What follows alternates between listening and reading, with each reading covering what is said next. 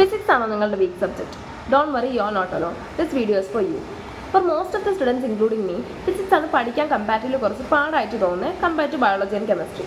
ഞാൻ റിപ്പീറ്റ് ചെയ്യുന്ന സമയത്ത് ഏറ്റവും കൂടുതൽ ടൈം സ്പെൻഡ് ചെയ്തിരുന്നത് ഫിസിക്സ് പഠിക്കാൻ വേണ്ടിയായിരുന്നു.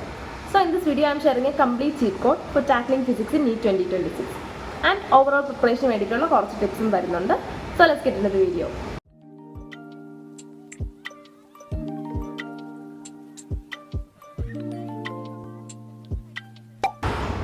Let's talk about why physics feels hard. Physics is main ആയിട്ടുള്ളത് concept, formulas and problem solving ആണ്.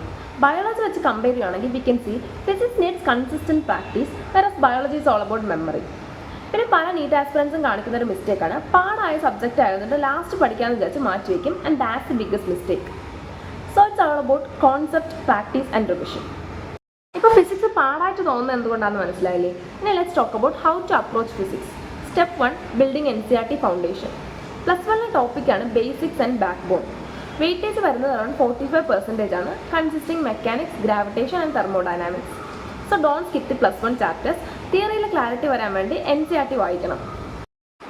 Step 2, concept and formula mapping. This is the most important thing. From the start itself equation book വേണ്ടത് വളരെ അത്യാവശ്യമായിട്ടുള്ളൊരു കാര്യമാണ്.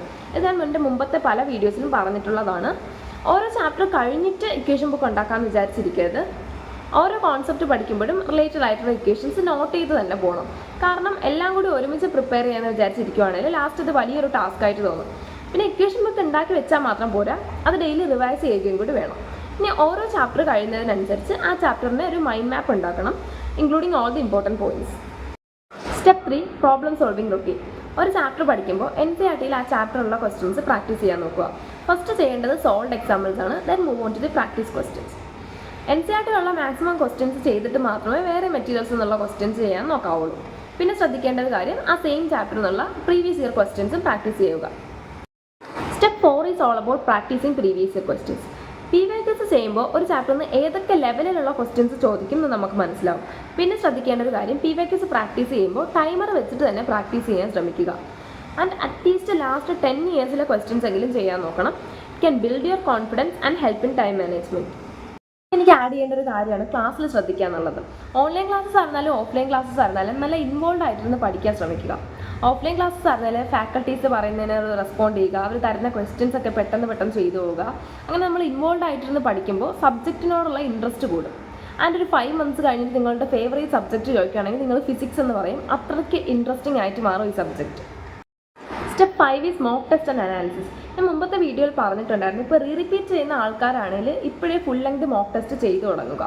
പക്ഷേ ഇപ്പോൾ repeat ചെയ്യുന്ന ആൾക്കാരാണ് തിയറിയൊക്കെ ഒന്ന് സെറ്റ് ആക്കണം എന്നുണ്ടെങ്കിൽ നെക്സ്റ്റ് ഇയർ ജാനുവരി തൊട്ട് കമ്പൾസറി ആയിട്ടും ഫുൾ ലെങ്ത് മോക്ക് ടെസ്റ്റ് ചെയ്തു തുടങ്ങുക. വീക്ക്ലി അറ്റ്ലീസ്റ്റ് 1 എങ്കിലും ചെയ്യാൻ ശ്രമിക്കുക. കൂടുതൽ ചെയ്യാൻ ശ്രമിക്കുകയാണെങ്കിൽ അത്രയും നല്ലത്. ആൻഡ് മിസ്റ്റേക്ക് അനാലിസിസ് നടത്തുക. And as A set before, ഒരു മിസ്റ്റേക്ക് ബുക്ക് വേണം. അതിൽ തെറ്റിപ്പോയ ക്വസ്റ്റ്യനും അതിൻ്റെ കറക്റ്റ് ആൻസർ എഴുതിയെടുക്കുക. എന്നിട്ട് അടുത്ത എക്സാമിന് പോകുന്നതിന് മുമ്പ് ആ മിസ്റ്റേക്ക് ബുക്ക് ഒന്ന് മറിച്ച് നോക്കിയിട്ട് പോകണം. സോ ആ മിസ്റ്റേക്ക് നമ്മൾ വീണ്ടും റിപ്പീറ്റ് ചെയ്യാതിരിക്കാൻ ഇത് സഹായിക്കും. ഇനി കുറച്ച് ജനറൽ ആയിട്ടുള്ള കാര്യങ്ങളാണ് എനിക്ക് പറയാനുള്ളത്. First is try to balance between all the 3 subject. For example, ഇപ്പോൾ ഫിസിക്സ് പഠിച്ച് നല്ല സാച്ചുറേറ്റഡ് ആയിരിക്കുവാണെങ്കിൽ ബയോളജിയോ കെമിസ്ട്രിയോ ആ സമയത്ത് പഠിക്കാൻ നോക്കുക. അങ്ങനെ ഡെയിലി 3 സബ്ജക്റ്റും ഡിവൈഡ് ചെയ്ത് പഠിക്കുക. പിന്നെ പഠിക്കുന്ന സമയം ഫുൾ ഫോക്കസോടെ പഠിക്കുക.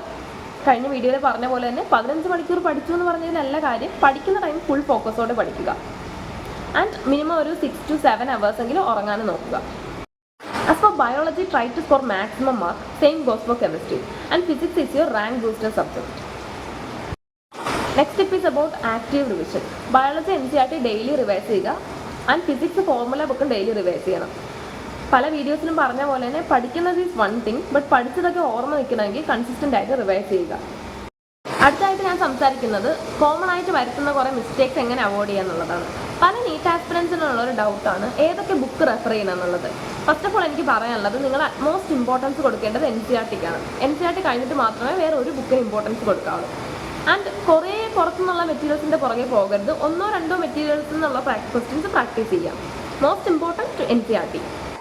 പിന്നെ NCERTയിലുള്ള ഡയഗ്രാംസും ടേബിൾസും ഒന്നും സ്കിപ്പ് ചെയ്യരുത്. Next is about mindset and consistency. Daily നമ്മൾ രാവിലെ പഠിക്കാതിരിക്കുമ്പോൾ തന്നെ ഒരു ടാർഗറ്റ് സെറ്റ് ചെയ്യണം, അത് കംപ്ലീറ്റ് ചെയ്യാൻ ശ്രമിക്കുക. And B consistent. So remember, physics എന്ന് കേൾക്കുമ്പോൾ ഇക്വേഷൻസ് കാണാതെ പഠിക്കുന്നത് മാത്രമല്ല, കോൺസെപ്റ്റ് മനസ്സിലാക്കി ഡെയിലി പ്രാക്ടീസ് ചെയ്യുന്നതിലാണ് കാര്യം. കൺസിസ്റ്റൻ്റ് ആയിട്ട് ഫിസിക്സിൽ പ്രാക്ടീസ് ചെയ്യുവാണെങ്കിൽ it can be your strongest subject and A rank booster. And if you find this video helpful, hit the like button and share with your friends. പിന്നെ നിങ്ങൾ ചെയ്യേണ്ട ഒരു കാര്യം, നിങ്ങളുടെ ഡ്രീം കോളേജ് ഏതാണെന്ന് കമൻറ്റ് ബോക്സിൽ ഒന്ന് പറയുക. So that's all. See you in another video. Bye.